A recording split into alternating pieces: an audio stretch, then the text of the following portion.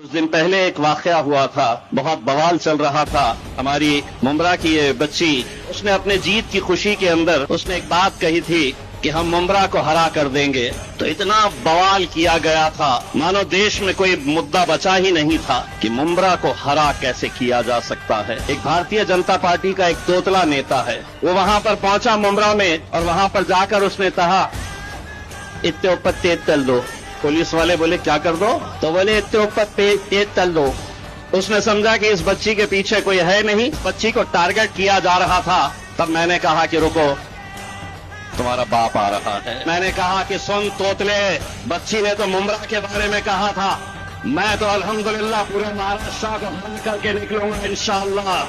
तो दोस्तों, हैदराबाद के दारुसलाम से एमआईएम के पूर्व सांसद इम्तियाज जलील का आया एक बड़ा बयान, जो इस वक्त सोशल मीडिया पर ये वीडियो काफ़ी वायरल हो रहा है। मैं आप लोगों को इम्तियाज जलील का यहीं पर पूरा वीडियो क्लिप दिखाने वाला हूँ, लेकिन वीडियो दिखाने से पहले आप सभी से रिक्वेस्ट करना चाहूँगा, प्लीज़ इस वीडियो को ज़रूर लास्ट तक देखिए और जितना हो सके इस वीडियो को ज़्यादा से ज़्यादा शेयर ज़रूर कीजिए। तो दोस्तों, आप सभी को जैसा कि पता है, आज से कुछ दिन पहले जब बीएमसी चुनाव की रिजल्ट आए थे, उसके बाद जो मुमरा से एमआईएम की जो कैंडिडेट थी सहर शेख, इस बहन की जीत के बाद इनका एक वीडियो वायरल होता है जिसमें वो कहती है कि कैसे हराया, और साथ साथ उनका एक स्टेटमेंट ये भी निकलकर सामने आता है कि हम पूरे मुमरा को 5 सालों में ग्रीन कर देंगे, हरा कर देंगे। उसके बाद बड़ी कंट्रोवर्सी इस भारत देश के अंदर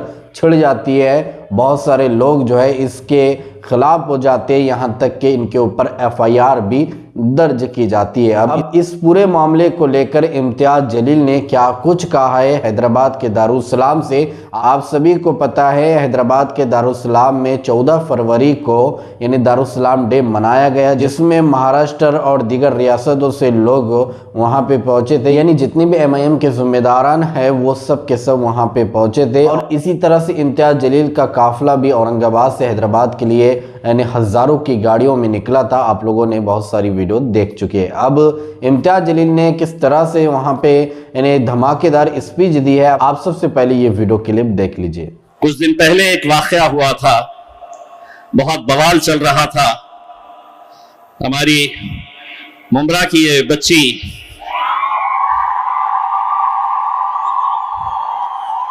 उसने अपने जीत की खुशी के अंदर उसने एक बात कही थी कि हम मुमरा को हरा कर देंगे।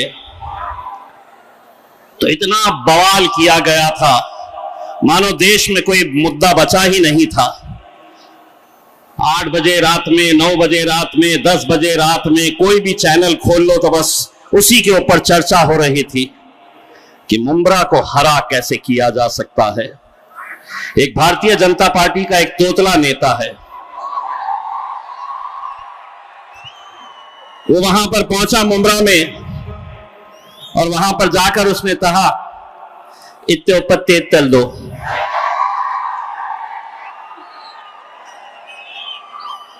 पुलिस वाले बोले क्या कर दो? तो बोले इतने ऊपर तेज तल दो।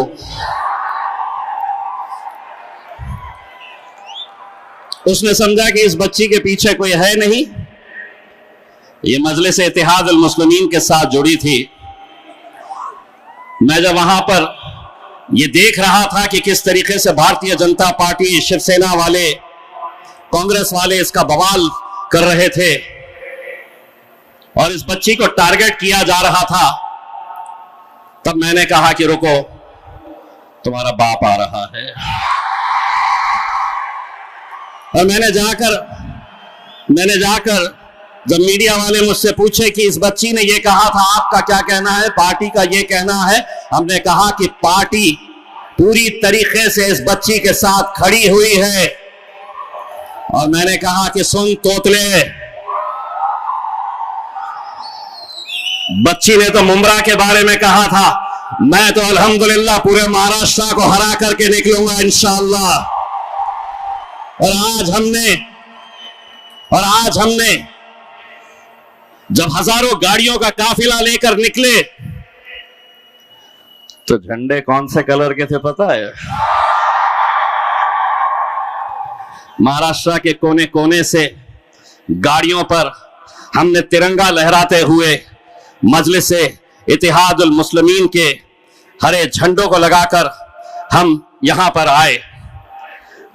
मैं सिर्फ इतना कहना चाहूंगा कि महाराष्ट्र में हाल ही के महानगर पालिका और नगर परिषद के इलेक्शन में महानगर पालिका में 125 सीटें और नगर परिषद में 83 सीटें जीते हमने।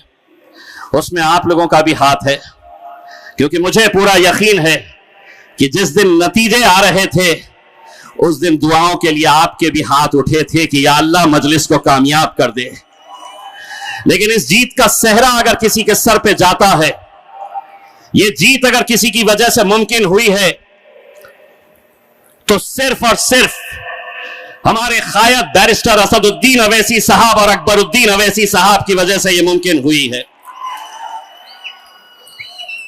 कहां कहां कैसे कैसे क्या क्या चल रहा था। अरे अल्हम्दुलिल्लाह आरएसएस के गढ़ में भी अपना झंडा लहराए है अभी नागपुर के अंदर, और अभी तो शुरुआत है। इंशाअल्लाह देखिए आगे आगे होता है क्या। बहुत हमने सुना है, बहुत हमने सहा है।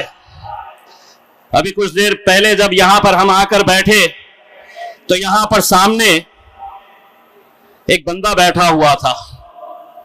असद साहब और अकबर साहब को देखकर इतनी उठपटांग हरकतें कर रहा था।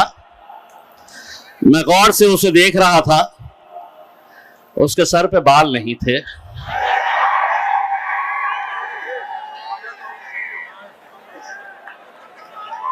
नहीं, वो बोलना है असद भाई इसलिए जरूरी है। मैं बोला कैसा आ गया मैं वहां से यहां पे, और हमारे मजलिस के जिम्मेदार कितनी गलत बात है, उसको उठाकर लेकर चले गए, यहां से उठा के वहां पे बाहर लेकर चले गए। रुकना था, अपन जाएंगे ना सब जने यूपी जाएंगे और वहां पर जाकर अपने बालों पर हाथ, वहां जाकर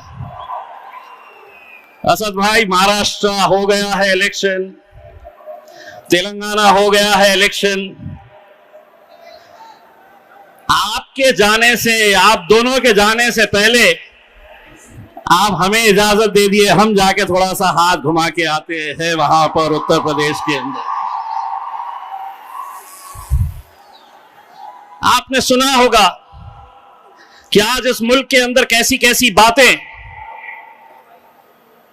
आसाम के एक मुख्यमंत्री साहब ने कहा कि अगर कोई मियां ऑटो रिक्शा वाला है, उसके रिक्शे में तुम बैठे हैं और किराया 5 रुपये हुआ तो 4 रुपये दो, मियां को परेशान करो। असद भाई ने जवाब दिया, तू 1 रुपया कम दे रहा है, ले मैं तुझे 2 रुपये देता हूं, 1 रुपया और देता हूं। यही बात अगर अकबर भाई बोले होते तो क्या बोले होते?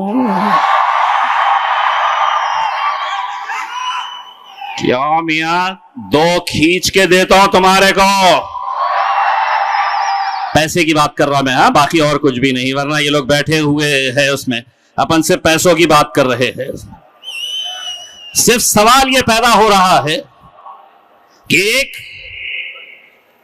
बिहार के एक मुख्यमंत्री एक बच्ची का हिजाब खींच लेता है और उत्तर प्रदेश का एक मंत्री कहता है कि सिर्फ हिजाब तो खींचा है, अगर हाथ इधर उधर चले जाता तो क्या करते। सोचिए आपके इस मुल्क के अंदर इनकी ज़हनियत कैसी हो गई है, किस घटिया लेवल के ऊपर उसकी पोती की उम्र की बच्ची के बारे में वो कह रहा है कि अगर हाथ इधर उधर चले जाता। कोई कांग्रेस का लीडर बोला नहीं, कोई समाजवादी पार्टी का लीडर बोला नहीं। जिस लहजे के अंदर उसको जवाब देना चाहिए था, हमने जवाब दिया। अगर तू हमारे सामने होता और इस तरह का अगर तू जबान का इस्तेमाल करता तो तेरा हाथ तोड़कर दूसरे हाथ में दे देते हम। अगर किसी भी जाति, किसी भी धर्म और किसी भी मजहब की बच्ची के बारे में तुम ये कहते समझ रहे हैं? हम कुछ भी बोलेंगे तुमको सुनना पड़ेगा। नहीं, हम कोई दूसरी सियासत जमात को मानने वाले नहीं है। हम शेरों की जमात से ताल्लुक रखने वाले हैं। हमने अगर बोलना सीखा है तो अकबरुद्दीन अवैसी साहब से और असदुद्दीन अवैसी साहब से बोलना सीखा है। और इतने सालों तक तुम बोलते थे, अब हमें मौका है, अब हम बोलेंगे। और तुम्हारे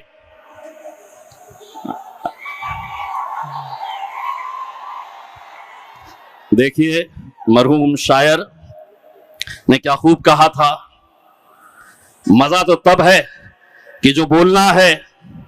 राहत इंदौरी साहब का वो शेर, आधा मैं बोलता आधा आप लोगों ने बोल देना। ये लोग अपना कुछ नहीं कर सकते हैं क्योंकि कानून सबूत मांगता है मेरे भाई। तो राहत इंदौरी साहब ने क्या कहा था कि सभी का खून शामिल है यहां की मिट्टी में, ये मुल्क तेरे। यार हैदराबादी है, आवाज वहां तक जानी चाहिए। कहां तक? भाई और बहनों बोलो, सभी का खून शामिल है यहां की मिट्टी में, ये मुल्क तेरे। तो दोस्तों, आप लोगों ने देखा इम्तियाज जलील साहब का ये वायरल वीडियो क्लिप और सारी बातें आप लोगों ने सुनी है, किस तरह से इम्तियाज जलील ने उन नफरत फैलाने वालों को करारा रिप्लाई दिया है, करारा जवाब दिया है जो सहर शेख को लेकर विवाद खड़ा कर रहे थे और उनके ऊपर एफआईआर दर्ज की गई थी ताकि उनको जेल की सलाखों के पीछे बंद किया जाए। सिर्फ इतना कहने पर कि हम आने वाले 5 सालों में जो है पूरे मुमरा को ग्रीन कर देंगे, यानी उनके कहने का मतलब ये था कि हम इतनी मेहनत करेंगे, इतनी कोशिश करेंगे कि आने वाले 5 साल के बाद हमारे और कैंडिडेट चुनकर आएंगे और हमारे पार्टी का परचम पूरे मुमरा में हम लहराएंगे। लेकिन कुछ लोगों ने इसको अलग एंगल से जोड़ दिया था। तो दोस्तों, इस पूरी वीडियो को देखने के बाद अब आप क्या कहना चाहोगे, आपके इस बारे में क्या राय, तो कमेंट में अपनी राय लाजमी बताइए। तो चलिए दोस्तों, अगली वीडियो में मिलते हैं, जब तक अपना ख्याल रखिए, शुक्रिया।